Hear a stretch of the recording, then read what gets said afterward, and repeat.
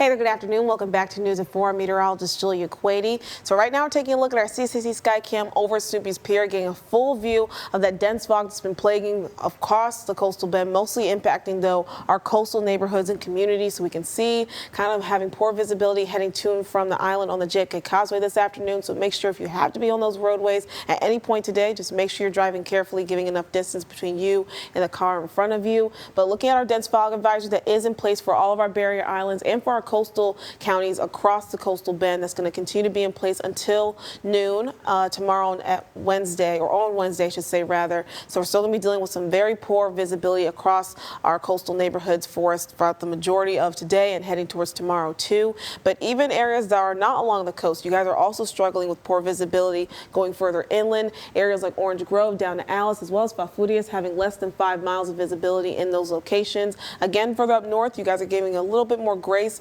in areas like Ingleside over in Beeville as well, having full visibility with a 10-mile view. But again, worse conditions, particularly for areas that are around the coast with that sea fog pushing on through. And part of the contributors to these conditions that we're having to deal with here in the coastal bend as it relates to that fog is that warm front that is now kind of just hanging around off the coast of us here in the coastal bend, just allowing for all that moisture to continue to plague and push on through into the coastal bend. Now, it is nice because it is warming up our temperatures, but again, it's just extending this issue of all that sea fog that's going to continue to push its way into the coastal bend. Now, part of the way that sea fog develops here in the coastal bend is that we have our cool waters off the coast, and then we also have warm air coming in from that warm front that I just showed you on our map just a moment ago. So that, of course, creates that sea fog that then pushes in to the coastal bend, and now, of course, causing a big issue in terms of visibility for our coastal neighborhoods, and especially for some of our inland neighborhoods as that fog continues to push further inland.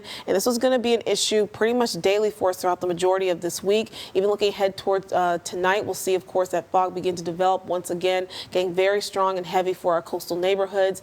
And then, as we look ahead towards the early morning hours for your commute tomorrow and your Wednesday, all across the coastal bend, we'll be looking at around a mile of visibility at the least across the coastal bend. So again, heading out the roads tonight or even early tomorrow morning, just make sure you're being careful and driving safely. And of course, even as we head towards the afternoon hours, beyond that dense fog advisory expiring at noon, we'll still be looking at poor visibility at least a mile out for our coastal neighborhoods, looking ahead towards tomorrow and your Wednesday as well. Now, again, that warm front is causing a bit of issue again in terms of that fog being a consistent factor in our forecast for now, but it is providing some warmer temperatures that we can enjoy for this afternoon too, getting up there into the 60s across most neighborhoods here in the coastal bend, sitting at 62 degrees here in Corpus Christi, 60 over in Ingleside, 57 degrees right now over in Port Aransas, and 56 degrees over in the Bluff. But this is just the beginning. We'll be looking at even warmer conditions just ahead in the next few days. Now, in terms of our rain chances, those have been on the low right now, seeing kind of be